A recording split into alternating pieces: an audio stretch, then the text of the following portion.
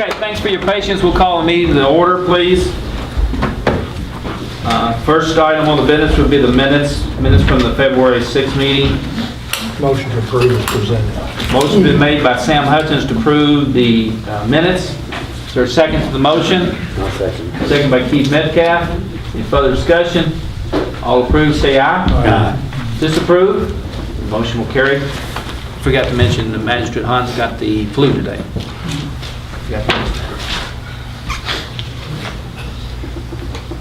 Next will be your bills list, additional bills list.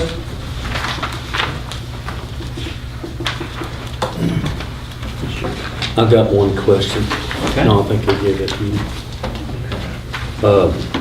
What about our Higby Loop deal? How's it going, Brad? I'll hit the highlights and then get into my report. What I've done is asked for a payment draw on Hickman Loop and also to pay for the beams. Now, I'm asking for approval for that. They're actually setting the beams on Thursday for Hickman Loop. So that's his labor involved in it. And once the beams show up, we'll release the money for the beams. They're wanting their money. Same way on burners, but I won't release the money on the beams until they're on site. We paid those beams directly to the vendor. We do. And it's down here if you look. If you look, it's pre-stressed. That's the reason you got two items that are larger. But Keith, like I said, they are due to set those beams Thursday pending weather. And I've told him I'm going to set on that $80,000 until those beams are set. That's good. Any questions? Snow removal, some salt, replenishing our supply of salt in the barn. Audit services for the sheriff's department. Got our new garbage truck in. Yes. Looks good. Fire department looked at it, looks good. Looks Appreciate it. The Same that picture, director but it was won't look pulling good. in the one that engine blew up. We'll talk about that later. Thank you. Entertain a motion to approve the bills and additional bills and transfers. I'll make a motion to pay the bills as presented. Thank you, Ernst. Second by Jeff. Further discussion? All approved, say aye. Aye. Disapprove? The motion will carry. Next would be the District 4 Transportation Rural Secondary Program for our county. We have today with us Paul Sanders and his team of experts with him. Yeah. Thank you, Judge. Of course, my first expert, as you say, is Josh Warnbracky. He's the branch manager that covers Nelson County along with some other counties. And then we have George Phillips with us, who's assistant foreman. Kevin Terrell, our foreman, is off due to an injury he suffered during one of the snow and ice events, so he couldn't be with us today. And then we have Chief Filiatri, who's out of the section office. If I could, with the rural secondary program, I gave you all a handout there. Of course, this program is funded by 22.2% of the motor fuel tax receipts. These funds are allocated to all 120 counties based on the 5-point formula. That 5-point formula being a fifth equal among all counties, a fifth based on the rural population, a fifth based on the rural road, on the road miles, and 2/5 based on the land area. And of course, once that money is assigned to a county, it's not transferable to another county. So if you look at the next sheet there, have the recommendations. First, of course, we have the routine maintenance for the county, which is $596,300. Then we have the county judge expense, which is set by statute at $3,862. The first stop we're proposing is Kentucky 46 from US 31E at 6.951 mile point to Kentucky 49, which is at 11.243. Be a total of 4.292 miles long, cost of $287,161.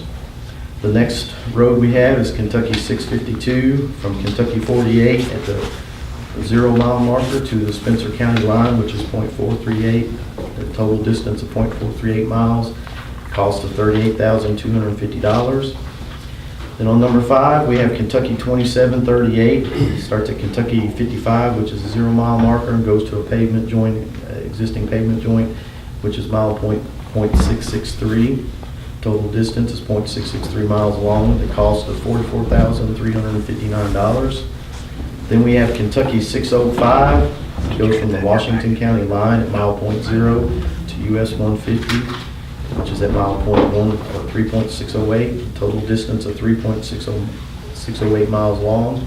Cost of $274,845. And the last one we have is Kentucky 733 from the Bullitt County line, mile point 0 to US 62 at mile point 2.498, a total distance of 2.498 miles at a cost of $173,461. Total cost of the program for this year would be $1,418,238. Just review, if I could, Paul, with the magistrates. The first item there, we know it's Balltown Road on the 46. The second item, 652s of Fairfield, just a small stretch in Fairfield before you get into Spencer County. I think Little Union's road's up that way. The next road, 2738, I believe, Jude, correct me if I'm wrong, Tunnel Mill Road area, Tunnel Mill. The next one, 605, Sam, that's Manton Road as we know it. And Bernard, the last one, 733, is there right past the school. You turn right to go towards Ford County. Yeah. What's the term? Wilson Creek. Wilson Creek. I couldn't think of it to say myself the other day. Madison Road's off of that. Yeah. So, also, Paul, you gave me some sad news this morning. Yeah. That our flex funds, initially we thought was a higher amount, was 197, but you said we only have 130. 132,502 would be the flex funds for the county. Okay, so what I'm going to propose, magistrates, if I could, if you would, to allow us to enter these flex funds with the state today, with the full amount, and take the balance due from the county judge's line item. That way everybody gets a little share of it that we currently have in our budget. Would that be inappropriate? I think so. Jeff, you're not saying anything. You say would it be inappropriate? He said, I think so. I don't think so. It would be appropriate. Be appropriate. Okay. Yeah, basically, Paul, the judge has got a line item, he can place the blacktop money with the court's approval, and I would just, I'll add that to their totals here and come up with the flex funds amount. I And the mean, state allows that usually in the flex program, the discretionary. Go along with that, you said? I'm gonna go along with that. Couple other things I'd like to mention. Of course, we have our MP resurfacing program. Nelson County is on the, out of the top 8, they're the top 6. So just want to mention that. We've got Kentucky 61 that goes from US 62 over to the Nelson-Bullitt County line. Then we've got US 31E that goes from Kentucky 509 up Cox Creek up to Old Louisville Connector. And the next one we got is Kentucky 49. There's little 2 pieces there from the Rolling Creek to US 150 and then from JR Ballard Lane to the BG. And then another one we've got is US 62. That goes for Kentucky 48 and 55R up to Eagle Creek. And also we got Kentucky 245 that goes from Templeman to Razor Lane. So those are some other resurfacing projects that will be done with a different pot of money this year also. And then just to mention something else, of course, we've got the US 150 bridge project going on. Hopefully that's scheduled to get done this year. Hopefully that'll alleviate some of the traffic there at the interchange. And then something to be let this month is the US 62 HSIP project near Bloomfield. We'll take up a couple of reverse Those winding curves. curves for media, going from the intersection there at 55, going towards Bloomfield, is what they got some of those. Safety money, right, HSIP. So as long as the bids come in fine this month when it's let, it'll be awarded, and then hopefully we'll get to work on that this spring. Paul, maybe, and I'm sure your district's aware of this, in front of, going west on 62 from about the first red light going back towards Elizabethtown, the next 2 blocks in front of St. Joe, there's some bad failures in the pavement structure. We talked about maybe getting a bigger project down the road in front of the St. Joe Church eventually. And I don't know how we can tie that, make some repairs in between, but it's going to need something before that next project's done. Sure. I have Jude look in to see what we can, I don't want to catch you too much off guard, but when you ride it, you'll know what we're talking about. sure. It's getting real rough, but it's been away quite some As time. Berner's district, he pointed that out to me too. Well, and in this list of MP projects, I mean, typically we get about 17 let a year, depending on bids, maybe funding. We could go a little bit further up the list, and Nelson County, the next project's really not till about the 26th on the list, so just possibility. Possible. Okay? Okay, so this time there, get a motion from the board. Yes, question. Excuse me. 62 at Browns Lane, out there by Mattingly Silo Place, that first little section from the bridge to 62, I think that's state, It's a supplemental road, yes, so it can't come out of this money. yeah, but And can it's you just low take a look volume. at it? Well, I've looked at it, I know it needs, there's no question, but what's the, The low volume roads, we get a very small amount of funds, and it works out to about a 20-year cycle. So usually an asphalt road will last about 10 years. Roads will get less traffic on, there's just not very much money on those roads. That's why they get in such bad shape to Okay. get to them. Well, that one could use a little love. Most of them can. But, yeah, I'm sure you'll look at it for some repairs. I'm Thank sure you. this- I appreciate it. Yeah, it's pretty good. Okay, well, entertain a motion to approve the state rural secondary program and the additional flex funds to be submitted to the transportation cabinet. I'll make that motion. Motion by Sam, second by Keith Metcalf. Any further discussion? And all approve, say aye. Aye. Disapprove, the motion will carry. Colin will give you this official copy, and I'll mail Frankfurt a copy. Okay. Thank you. Where's my treasure sheet? There's she. Remember what I promised them now. Yeah, yeah. Write that down. We will, yeah. Need to tell Lane too, they have that in there too. Say you want to have a double.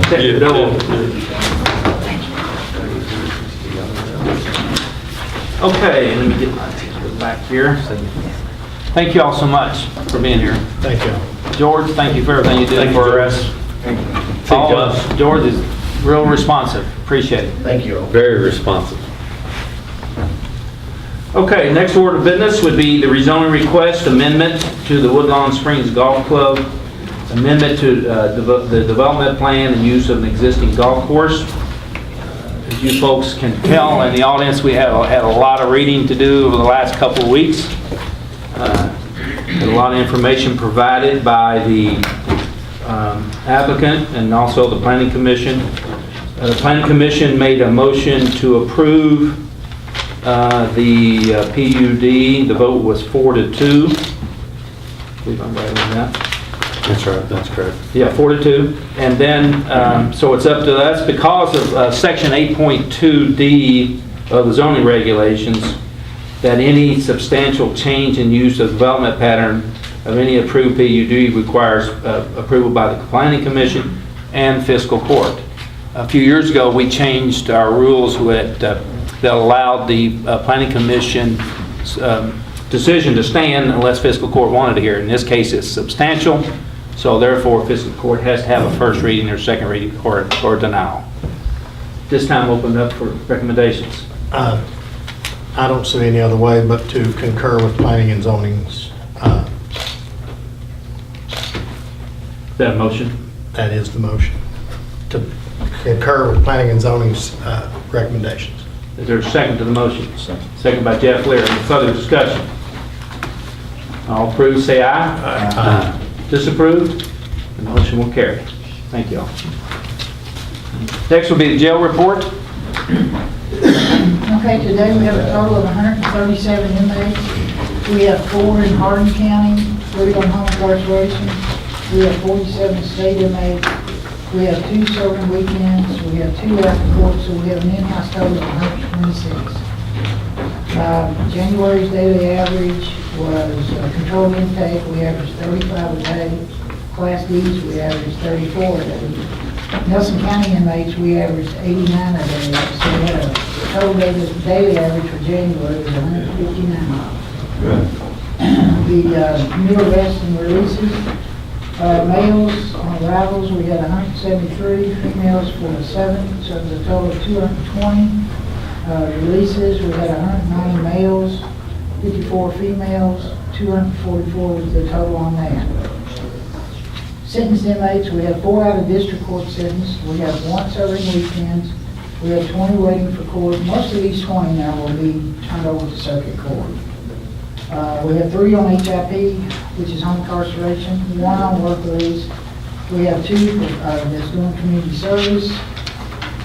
We have on state inmates, we have controlled inmates 28, we have 19 Class E's, which in the last 2 weeks, the state has helped us to lose about 20 state inmates, which has helped tremendously. Douglas, we're going to try to get about another 20 moved, Yes. probably, to get our population down purposely, and then we can kind of start controlling our destiny a little bit better. Circuit court serving weekends, we don't have any. We have 6 doing community service. Work release, we have 1 circuit. Drug court, we've got 2. So in circuit court, we have 58 that's waiting for court, so we have a total of 78 that has not been sentenced. Thank you, folks. Yes, How's this going to affect our budget when you move the inmates out? When you move that many state, I think we've already went over the budget. we've already maxed our budgeted revenue amount. It will affect it, but we'll need to get control of our costs as far as food and everything for the next 5 months, 4 months left in the year, and we're working on that together. Yeah, so the revenue, we've met it, but it's still will be will probably be $50,000 to $100,000 over budget because of the cost of operations. Having to keep more staff, having to buy more food and so forth. More medical. More medical, yeah.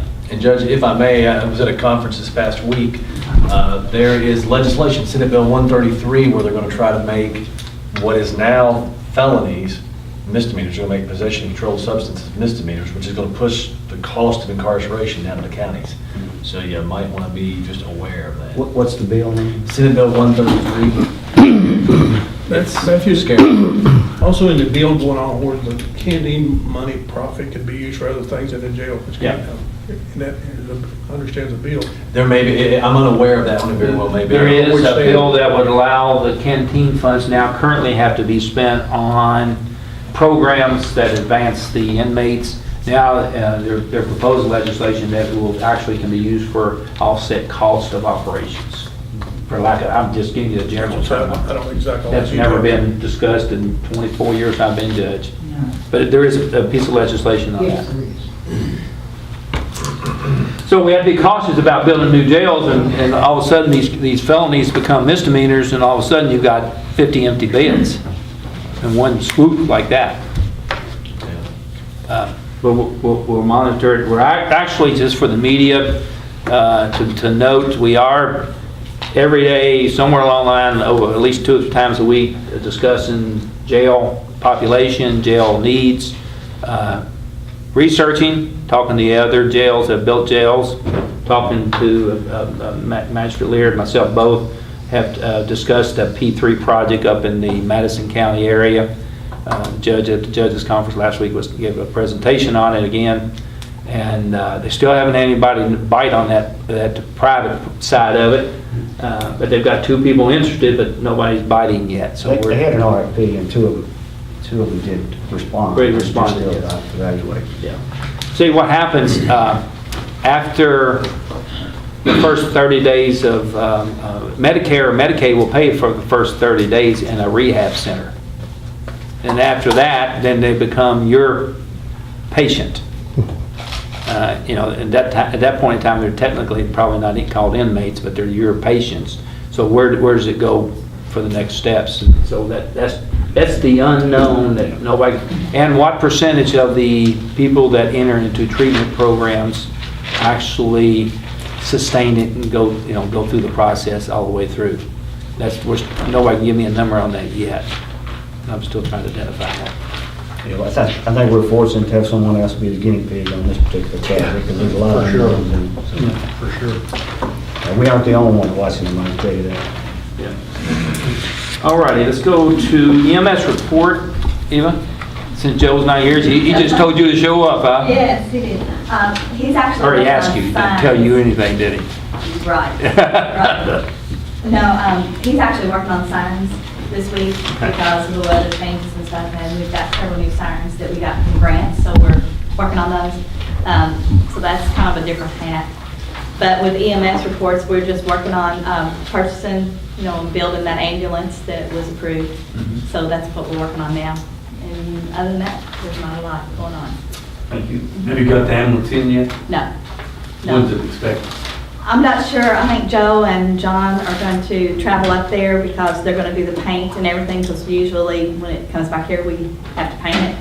So they're going to take an ambulance up there so that they can do all the painting. Okay. So when it comes in, it'll actually be ready other than putting the radios in.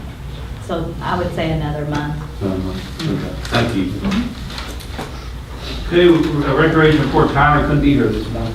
Correct, he's painting soccer fields of all things. Soccer starts Soccer this starts weekend. Saturday. Yeah.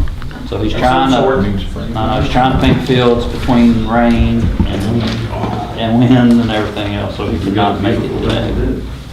The wind. Landfill solid waste report, John? Okay, we got our new truck in last Friday, and thanks again for approving that last fall. We did have engine issues with our garbage truck 414. I sent some information about that. So basically I got a couple quotes. One quote is to actually rebuild our existing engine, use our existing block, piston ring seals, a rebuild of that one. I've got a price of $17,031 to get that done. So we're looking at different options, whether if we dropped a whole new reman engine versus rebuilding the existing one we have. I got a price for $37,000 to do that. So I would suggest rebuilding our existing engine for 17. That's acceptable. How many miles is on that? I don't know the exact mileage. It's a 2011 truck. So we should have several more years out Still of not really good broken. it. Yeah, it's just now getting Just the broken. top part of it broke. Yeah. Bottom part is I recommend strongly that we go ahead and rebuild the engine. It's got a lot of life still left in the body. And, we've got a backup, thank goodness, that we can use, but Warranty on? With this, it'd be a 1-year warranty. 1-year warranty. Versus with a reman to drop in, it'd be a 2-year warranty. So you're paying a lot more over twice. $20,000 to get another year warranty. Rebuild it again for that. Yeah, rebuild again. So we need a motion. Motion to approve the rebuild, that was with, what company was that? Bluegrass International. Bluegrass International. Georgetown. Yeah, Georgetown. Is that where the truck's at now? Yes. Motion to approve, Sam? I'll make a motion. And I'll second. Okay, motion, let me reverse here. Motion been made by Keith Metcalf, second by Sam Hutchins. Any further discussion? All approve, say aye. Aye. Disapprove? Motion will carry. Okay, one last thing, just a reminder, bulk yard is going to start Monday, and that should be on the east end of the county, anything east of 31 and 49. Basically Springfield Road down that area. Thank you for sending it to me. Eastern, northeastern. I put it on Facebook and I've had several responses, so thank you. And by the way, media, if you can help me with this, anybody that has bulky item loaded on trailers, trucks, we allow you to bring those to the landfill while you have them loaded, no cost for dumping those products. A lot of people don't like them sitting out in front of their house and people rummaging through their prized possessions, and I don't blame them. Guilty. Please spread the word. Your material has to be on right away. Yeah. If you want us to pick it up, it has to be on a state, county right away, so we can get to it. Or as close as possible. Well, we can't get off, we're not gonna make that mistake, no. Don't get on those driveways. If our machine can't reach it, we're not gonna get it. Okay. That's all I have. Okay, road department report, Brad? All right, so same we did, shoulder on Wire Lane, had to go back and put some rock in, is what it was. Cold Town Ballpark, Keith, we got that. As far as rock that was requested on the work order. Thank you. Rolling Fork Baptist Church, you had a big culvert down there in Burnett, that's in your area, I believe, right? No, it's not. Yours? Okay, I think you may have reported that one. Yeah, big 4-foot culvert. We got that one back open, replace a culvert on Walker Hall Road, Mildwood Mill, we had to go fix a washout in front of one. That's basically what we're doing right now, guys, is all these culverts, trying to keep them open due to leaves, whatever in the world it is. Had to remove some trees down on Leslie Ballard Lane through the wind and all the storm that come through, blew some down. Boom mowing, we went through Keith's district of the extra one roads you asked for, Coon Hollow, Walker Hall, Boone Mill, we got all those. Switched on over to Burns. We got Lehman Ford, we're working on Bennett's, and Burnt, you and I talked about that. It'll take the rest of the week on Bennett's. So you guys know, and it's in court orders, next time we start back, I gotta finish out with Bennett's Lane for Burnt. This is the second time this has happened to him, to where we've had to stop because of bulky items. Missed last time. So I will start back in his district. As you guys saw, we went out one day, February 12th, for snow. It was a short event, it was just very slick that morning. And then sun came out and it was fine. Our barn could potentially hold maybe 100 more tons, but I'll see how this winter goes. And, you know, it's all the way up to the front, if we can just push it higher. So we'll see where that goes. They had to haul it from Cincinnati. Yeah. And that's it. Same price. Same price. Higdon Loop, we'll go over that bridge real quick. Abutments are poured. It's scheduled, like I said, for Thursday, set the beams. That's pending weather. We'll see how the weather does and if he can fight and whatnot. The only thing will be remaining on that project is backfill of the approaches. The issue we're going to have is we're going to be in bulky item. And Keith knows this, one side of the bridge is about foot to foot and 3 inches higher than what the roadway is, just the way the new one's built. We'll have to build that approach up some. There may be one day I'll pull a crew off Keith and go down there and take care of that. We'll just have to see when they get done with that and do a little widening to the road. Like all bridges, we make them wider. Well, these little narrow roads, you just got to widen it out for the approach. Does the guardrail come with the? Guardrail comes with the bridge itself, but there will be additional guardrail extending out.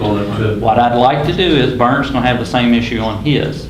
Is at the same time I do yours, I do Burns, so we can capture that them being in town, maybe get a little better price on the mobilization. But there is some additional, and yours is unique because of the driveway down underneath that, and I'll have to figure out how we'll best approach that. And then Hugh Ice Loop, basically in Burn, I know, so you guys know, it's basically just tore out. I mean, the signs are up, they're really struggling with the weather. They were hoping to pour to the footer on one side. His is really hard compared to yours, Keith, to be honest with you. So if I had to guess, they'll probably have to let this weather get out again. They can't work in water that's 3 or 4 foot deep. Yeah. So. And then one side's real high on burners, you know. Yeah, that one's a tough one. Really tough. The contractor told me yesterday, definitely did come out, so this totally collapsed, so he started turning it down. And that one had fell in. So that's part of 062, I guess, I guess whatever they called it back in the day, back in 1900. That was probably early 1900, I don't know. And this is not unique to us, but we will more and more see bridges get what they call posted. The way they are inspecting the bridges is a little different, a little tougher. So I would suspect over the years, we'll continue to see posting signs come out. You know, when you post them, it's not a 40-ton bridge, it's something less than that. And depending on how far down we go is how quickly we address those. Is that what they start out at, 40-ton bridge? Basically, I mean, it's more complicated than that, but it's the easiest for me to, and that's 40 tons on a single axle truck, which is illegal as can be, but that's the way they post these. Okay.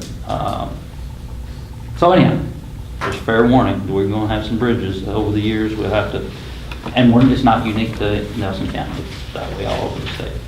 We're probably better than most. We're we're in good shape. Small rural towns. I feel like we're lucky being the money we got from Frankfurt last week. They said with 700 bridges in Southern Kentucky deficient, we've got some bridges we're replacing 3 times less. That's a lot of bridges. That's a lot. That's a lot. I think the contractor's done an excellent job on mine. He is. When he pulled the forms off, there was no honeycomb. Right. Concrete looked excellent. Good. Yeah. He's done a good job so far. I truly watch it. Let's get to the finish line. Okay. Okay. Anything else, Brad? No. Okay. Moving on, in your mail and the media's mail, there is their annual 2017 Animal Control Services report. The Humane Society put that together for us. Some valuable information there. I won't go over it, but it is pretty interesting. Interesting to see how many adoptions and transfers that the Humane Society is making now compared to 24 years ago when we started. So it's pretty cool. Under old new business, we have Elaine would like to make a presentation. Or you said put you on the list. I did. No, don't give me that puzzle look. Just go, June's gone. June's gone here now. Gotta make you suffer before Christmas arrives here. There are some things going on in our office that I really do want to mention here. First and foremost, Good Friday is the last working day of March. We're closed half a day. That is historically our worst day of the year, our last day of March. So the warning is, please, all the trucks, all the campers, all the Trailers are due in March. All the big trucking companies are due in March. So don't wait. Please do not wait because you're going to be late if you do. We have a couple of things that the state has passed on to us. You're familiar with RiverLink? They're beginning now to send out well, they've sent out letters for quite some while. If you've ignored those letters, not you, but anyone who's ignored those letters, when you come in to renew your tag, you're going to be stopped right then and there. We have no dog in that fight, but we're the ones that get You've gone across the river is what you're trying to say, you haven't paid your bill. So if we tell you that you have fees, and sometimes they're mistakes, sometimes they are, but most time not, and we can't renew the vehicle, we will give you a number and send you out. It's up to the customer to take care of that particular piece of business. The other thing that's happened that's going to stop us from renewing boats is that the state has been for a year sending out a warning that the HIN numbers on boats have to have certain numbers of digits. It's a federal regulation. The state has gotten caught with it, and of course we're the bottom denominator on that one as well. So if you get a renewal notice on your boat and it says invalid VIN, there's a number at the state that you should call. You need to get it fixed. You have to get a plate, a boat plate, or print a plate yourself, but you've got to get the numbers from the state. So, you know, the office gets caught with there's the place where they can enforce laws, and so our girls and our staff gets to take the heat for all those things. That's coming up. Boat renewals are due in April. The state has changed the look of the boats. We're going to now do the decals like we do motor vehicles licensing on cars and trucks and so forth. So this is the new decal. We can print the decal when we print the information on your registration. That's new for April. We'll be able to do those, I think, next month. Today we have an ag. Are you all familiar with the term ag tag farm plates? There's an optional fee on the farm plates. If the Department of Agriculture, during Ritchie Farmer's term, added that into farm plate renewals.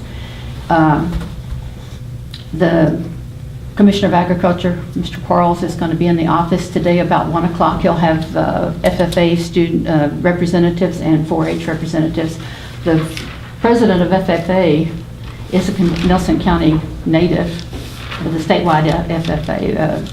These two programs, I support these programs just with everything I have. My family's been involved since I was in grade school, back when dinosaurs were running around. But I was a member of 4-H myself. My children have been very involved with starting that market ham club. My granddaughter actually was an intern at the Department of Agriculture last summer. So the experiences that 4-H and FFA allow these kids, leadership-wise, I just wholeheartedly support. So they'll do the photo op today, and we'll show the farm plate probably and the poster, and just try to support that program. The other thing that we have in our office are the special plates that have added fees. Most of those plates are due during birth month times, but there's some legislature that would make those fees not opt-out fees. Some of those plates you have to pay the fee, some of them you do not.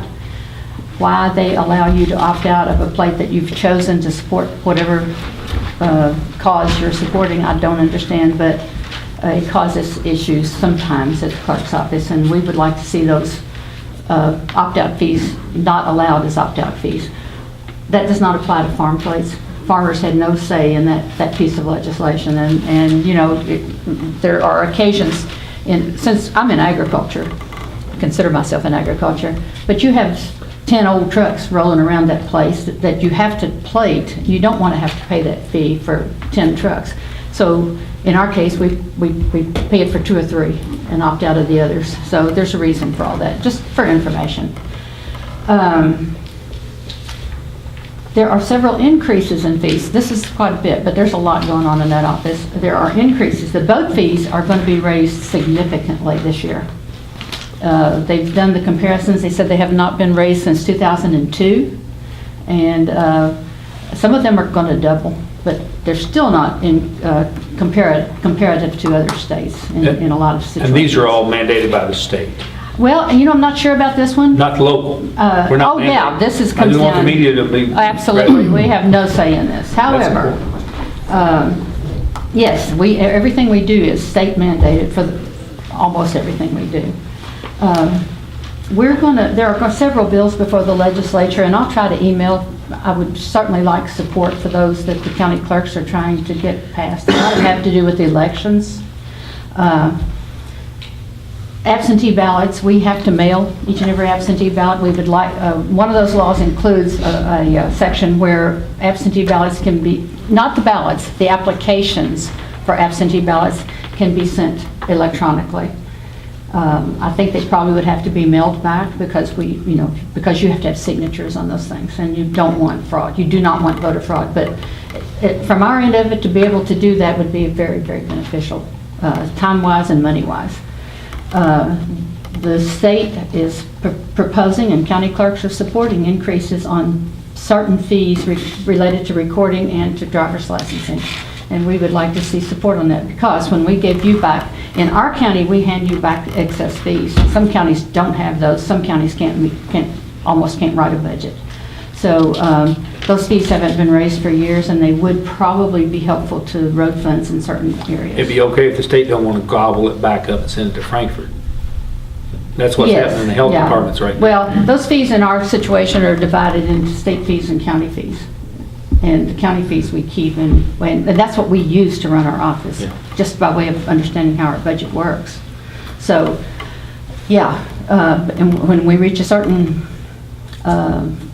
level of population, a lot of it's taken out of our hands. But right now, we can control a lot of it. So, and I totally respect the fact that the fiscal court allows us to do our job and do it to the best of our ability. Which generates the fees that we're going to hand back to you guys today, by the way, okay? We will go live on that point of sale that was failed at the beginning of the year. We will be instituting that here in Nelson County Thursday. The state went back on that and did it in sections. So they did it in 3 different sections, but the big problem there was the servers and COT. COT was where that whole system failed, we've been told. So, It's failing everywhere. yeah. COT. Well, Health that's... departments and everything. I was at the health board meeting last night, so it's fresh on my mind.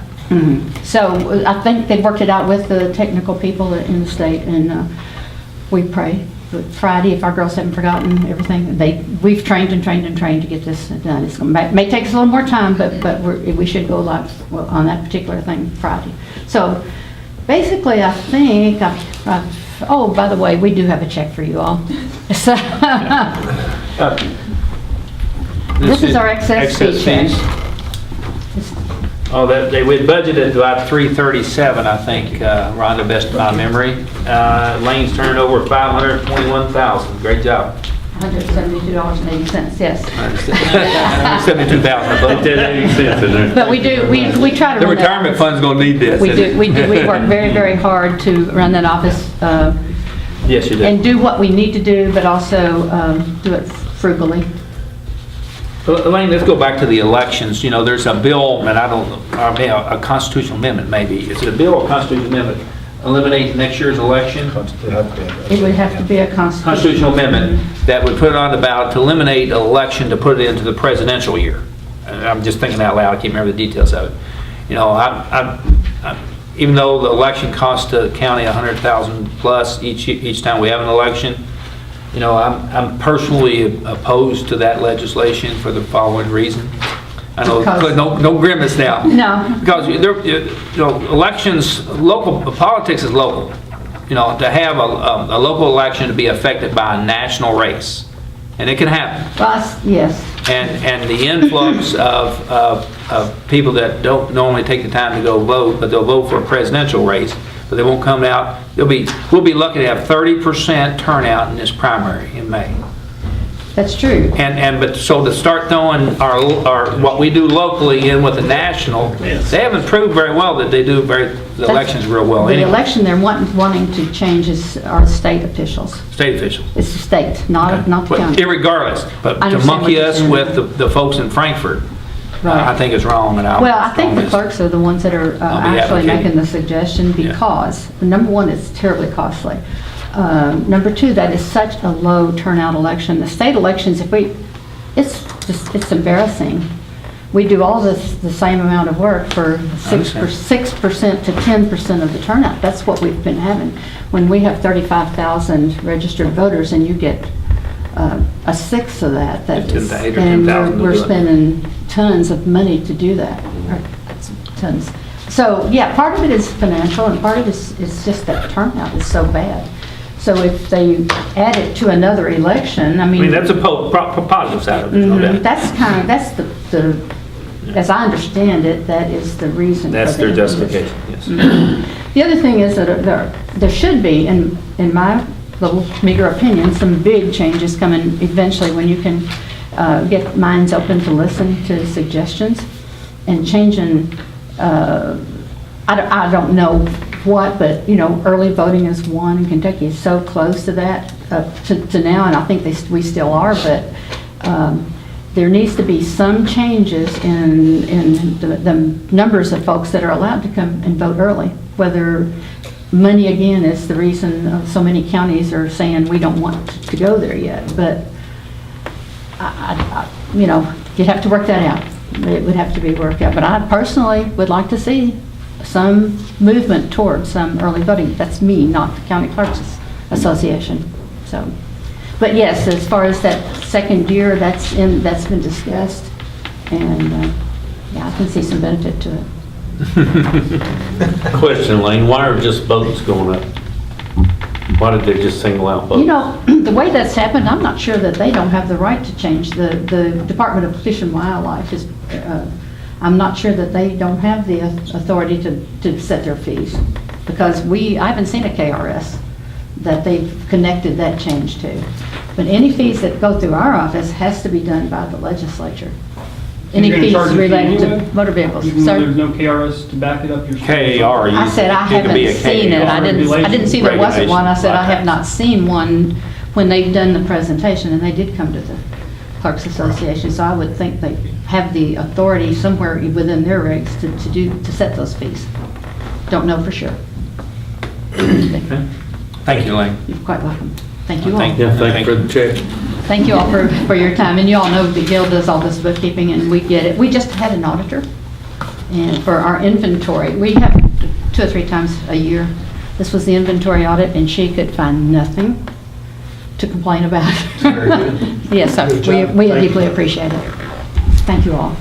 Okay, moving on, under old new business managers, do you have anything to report on or question? You're talking about the fees. We were in Frankfurt the other day. They were talking about a lot of fees will go up or have to go up. They were talking about one particular fee, like they move this heavy machinery with like 20 or 30 axle on a truck. The fee's only like $60. Well, the state spends actually almost $1 million sometimes. They actually shut interstates down and move power lines, and that company only paid $60. So it's totally ridiculous. There's a lot of fees out there. I said, expect fees, maybe your license will. I said, so many things are antiquated, it will be going up. Just expect it. That one is unbelievable. $60 for. Well, the first time some corporation wants to move some big piece of equipment, and they're going to go to another state. If the state don't do that, I won't see the state.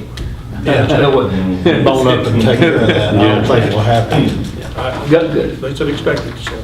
I understand. Do we need to approve? No. Okay. Mr. Thatcher, you want to make a presentation to the court in a couple of minutes? I have a proposed ordinance for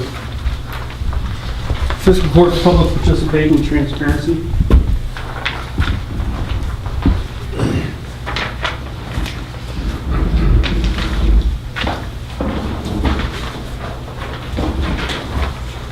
Essentially, what this proposed ordinance would do would be to allow for more public participation in the fiscal court meetings by rescheduling. A lot of people can't come at 9 o'clock on Tuesdays, they work. So what I'm proposing in this ordinance is to move fiscal court meetings to 7 p.m. in the evening, and every quarter have one fiscal court meeting on Saturday. And in addition to that, there's also the open meetings enhancement. So for those of you that are not familiar with the Open Meetings Act, it precludes Judge Watts and the magistrates from discussing matters of county business outside of a quorum. So if Judge Watts sits in Burger King with two of the magistrates, that creates a quorum. So that's against the law. Right now, what we do is we have, if Judge Watts calls two or three of them, that creates what's known as a quorum in series if he's doing it one-on-one. This precludes any discussion of county business outside fiscal court meetings unless it's an emergency situation for public safety. That way, everybody is open business, there's no backroom deals, and it eliminates that. So, for your proposal, that's for your consideration. And Don, if I could, Yes, just, maybe you weren't around, but been here 24 years. For about 3 years, we had nighttime meetings. And the participation was much less at night than it was during the day. So I gave it a shot. Probably not gonna go back there as long as I'm judge. Weekends? Absolutely not. We did try, I promise you. Tried weekends? No, not weekends, but we tried the nighttime meetings. And actually, we have our regulars that come to our court meetings in the morning. We didn't have those regulars come in the evening. There's a different crowd. Maybe even split it up. And with zoning, if it's a contested zoning, that's about the only thing you'll get. If you saw there was a pretty good crowd here today because of the contested zone, we haven't had one of those for 3 years. Maybe longer. I think there'd probably be more participation though if, on an issue like that, there would be more participation. Well, they can't say anything. See, they come to the fiscal court meeting that by law, they cannot say anything. That's not the point. That's not the point. The point is they're able to sit here. They can't all, a lot of people don't know what Jim Brooks puts on YouTube, that it's all available. A lot of people don't know, a lot of people still don't have internet and they had don't have opportunity broadband. at the nighttime public hearing to petition, discuss, but I'm not going to here argue with you. But there is opportunity for input. And that input is important, and the planning commission makes that, I think you start at 6 p.m.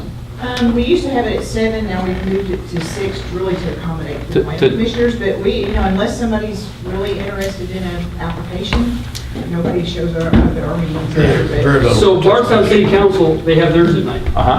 The planning commission, do you have? Ours is at night. Okay, so it just, if you look at the plurality, the majority of counties and how their fiscal courts function, I have looked at it. most of them do it in some sort of hybrid of what we do. So that's just a proposal. I think we need more public participation. Even if there's not public comment, people still need to actively participate and listen and hear what's going on with the discussions. And also that would, the preclusion of you guys not being able to do series quorums that essentially creates a quorum also opens up the... And I'll make sure the public hears this too, because I have a right as a judge to educate Keith Metcalf on a subject about a particular issue.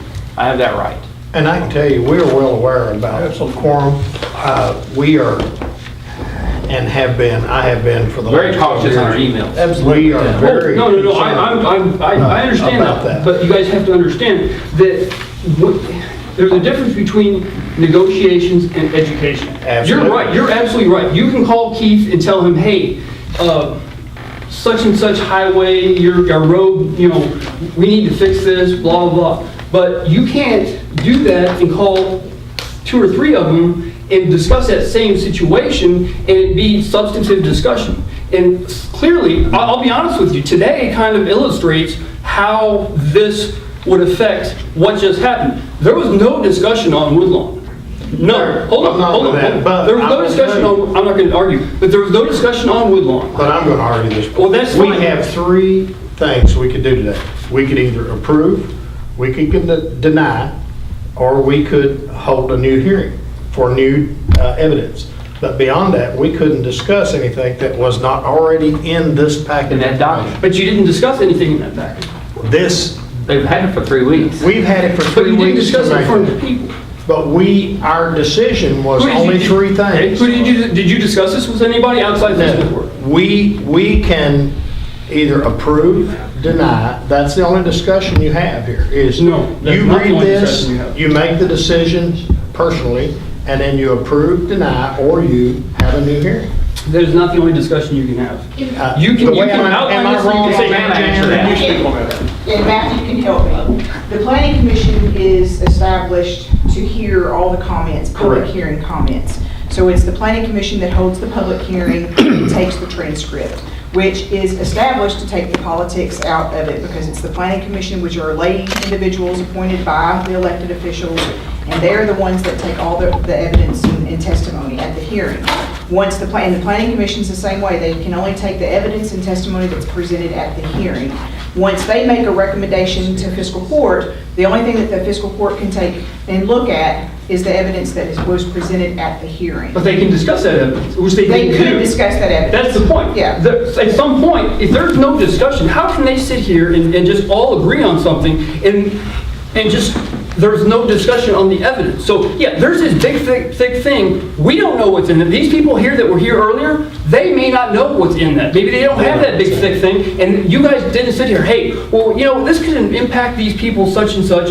Why do we think that this is, why are you agreeing to this? Why did anyone here agree to it? Just make discussion on that issue. That's all I'm saying. We have no idea why you came to these conclusions you just came to. We don't get privy to that, because there's you're either not discussing it open, or you're discussing it behind closed doors or something. But there's a reason there was no discussion here today, and I think you give those people injustice. That's just my take on it. I disagree. But I know you do. I do appreciate from the planning commission, because it shows that you all appointed those individuals to work through the testimony and evidence that was presented and make that land decision. That's what you asked the planning commission to do. You asked them to do that hard job for you and to create a motion that you can use to take final action on. And So that's from where the that planning commission discussion took place. standpoint, I think they are appreciative that you've trusted them to do the job for you. That's what you appointed them to do. That's why you have the staff to make a motion that you feel comfortable with concurring. Otherwise, if the planning commission wasn't doing your job, you need to send that message to them and say, we deny, or we're just going to overturn your recommendation. But I think that's what the role of the planning commission is to take all that testimony and evidence, boil it down to a motion that you can work with. And just so everyone is also aware, I've also instructed them, they can't talk to people about this issue, because if they hear evidence that's not contained within that packet, it's polluted the entire process, which would create an appellate issue. So I specifically said, fellas, you can't talk amongst yourselves, you can't talk to anybody else and hear any new evidence. And you can can't only open make up a decision answer based on what's in that. Now I hear you're saying you They are want not to be included discussion. in the open fiscal court for just openly discussing this. No, they can discuss it. And those people came here today for a reason. They wanted to hear a reason why Sam said, I make motion, why Jeff seconded it. Not just let's just do the vote. They want discussion. They want substantive public discussion of the issue. This is a substantive, serious issue, and there was absolutely no discussion. And this ordinance is exactly the reason why we need something like this, is because of what happened today. And that's just my take. Is this an open forum? For people to make comments? Yeah, we'll kind of open it up for about 2-3 more minutes. My issue on the plant rezoning, I know there's stipulations that the fiscal court has to abide by, but with planning zoning. If you're talking about that specific zoning and No. your opinion, we can't hear it. No. We haven't had second reading yet. Okay, I'm addressing the planning zoning. I'm trying to. Not in I'm that. not trying to hinder you. Right, I understand. But we're not supposed to hear any further, because it hasn't been approved yet. Right, it's not concerning being approved, it's just the basis of planning zoning. There's 11 members? Excuse me, 11, yes. members on the board. There's only 6 that voted on this that affected 300 households. And I think there were some that had personal conflicts of interest. And there were a couple that didn't hear the testimony and evidence presented at the first hearing, and that takes them out of actually voting on it, because they didn't hear everything that was presented. Okay, well, what that night. Am I'm I saying correct? is, if it's this big of an issue for our community, the whole planning zoning board, unless they have conflict, should be voting on that issue. instead of 6. We had 2 that had medical issues. Doug Cornett was in the hospital, and Lee Agee that was at the hearing had a heart attack a week later. Hopefully it wasn't because of the hearing, but he had a heart attack and he couldn't show up at the regular meeting. Another member was out of town that day, and then we had 2 that actually had personal conflicts of interest that we discussed with them, and we said, yes, you need to recuse yourself from the meeting. So that left us with 7 originally. Lee Agee had the heart attack, and then he had to come off, so that left us with 6. I'm telling you, it's kind of trying to do special meetings with 11 people. It's like herding cats to get everybody's calendars to especially with a special meeting of one of that magnitude. I mean, we had 350 adjoining property owners. It's tough in a small community when, to say people don't have conflicts. I mean, it's very difficult. This is not the first one that we've gotten down to where we've had a bare minimum. The Bischoff case, we only had 6. I understand. It's I respect also, your opinion. But- it's mandated by the state law how many we can have on our commission. So it tells you how many. It has to be an odd number. And I definitely understand. I mean, I would have liked to have had a full commission. It makes it much easier to do that. But, with that many households affected, why couldn't we delay that hearing or vote until the other board members are in town? Or, we could have done that. Keep in mind too, state law also dictates that I had a 60-day window that the planning commission has to make a recommendation. The applicant did originally waive it because we asked for the special meeting. And as long as the applicant would have continued to waive that 60 days, then we could have extended that. But we are working with NKRS, and I'm not sure if they would have, maybe they would have agreed to an additional 60 days, I don't know, but we are working with It's been a while since we've NKRS. had one of these that, especially contested, that's for sure. well, I feel like the fiscal court should, I don't know if it's ordinance or put in something that affects this many households, that, all members of the board should be there to vote, unless a health issue. If they're out of town, reschedule until they get back in town. As far as health issue, I understand you can't come to a board meeting having a heart attack, but, A good point. yeah, okay. But I think it should be something, 6 people out of 11, And that would change the bylaw Yeah. one day. yeah. Thank you. Yes, Quick sir. question, Yes. just curiosity, why do you recommend legally, what's the legal reason for them not talking amongst themselves? Because if they get additional evidence that's not contained in the hearing, they can't hear that, okay? Why? Because, What's the legal reason for not hearing that? well, because it could be very one-sided, lopsided. I mean, you wouldn't want the other side to go talking to the judge without you being there, right? I mean, that's the reason you have a hearing, a public hearing, so everybody can put their input, they can cross-examine witnesses, they can have, a free, open discussion about what's going on. Now, if people come in after that hearing time was given and add additional evidence or maybe incorrect evidence that the other side wouldn't agree with, you've polluted the process. Could sway, either way, And either it way. opens it up Just for, education, that's all. Believe me, how tempting. I mean, I probably had a half a dozen emails sent to me from Correct. constituents out in Woodlawn Springs that I couldn't even open. And And they what had a does- title, Woodlawn Springs, they're still not open in my computer. And I told them that, so if there's any public out there who wants to blame And anybody, blame you know me. how tempted I was, because and that's, the magistrates are frustrated as I am, because you want to be able to answer your constituents. And once I open that and I start reading it, and they're telling me their side of the story, and this should have been looked at, that should have been in, that I've contaminated the process. So what you're saying is that evidence or those requests should have been made to the zoning board, not to you guys? It should- At the time of the hearing. At the time of the hearing, yeah.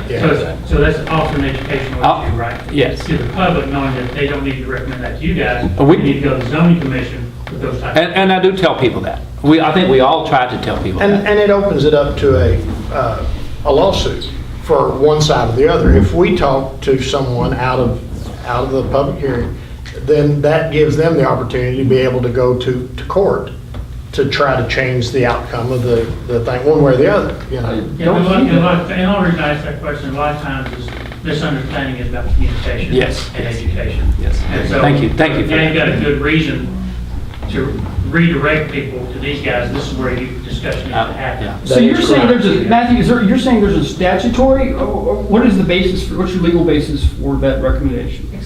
Because under the planning and zoning rules, they can only That's make. planning and zoning rules, but this is fiscal court. Which is KRS 100. It's a due Hold on. process issue. So what you're saying is they're precluded from hearing from their constituents. Their constituents can't lobby them on an issue? They cannot lobby them about voting on a planning and zoning issue that's coming before them, no. And what statute is that? It's under, look under KRS 100. I mean, I can, and I'll be happy to show you a recent lawsuit on one that they heard where people were alleging. I'm just saying, I'm just trying to figure it out because it just kind of goes against the face of, if I can't lobby my magistrate or my legislator on a certain issue, it just seems to go and fly in the face of what democracy is about. I'll be happy to send you the case. It's a Kentucky Supreme Court case out of Jefferson County. Sure. Okay, great discussion. Good questions, Mr. I Rucker. would be happy to do if anybody wants training on planning and zoning, we've got it prepared, I'll be happy. If anybody wants to serve on the planning commission. And even new members, 6 out of 11 is showing up, I think they need to be addressed. Yeah. It's hard to get anybody to ever. Well, there would have been 2 that would have had to recuse themselves, there's no doubt about that, so that would have made it 9, so, yeah. Motion to adjourn. Yes, sir, Keith. Can I say something? Don? Yes, sir. I kind of disagree with you on the meeting times. You know, I've been magistrate in my 8th year. Not a single person, not one person has came to me and said, Keith, why don't you have a meeting at night?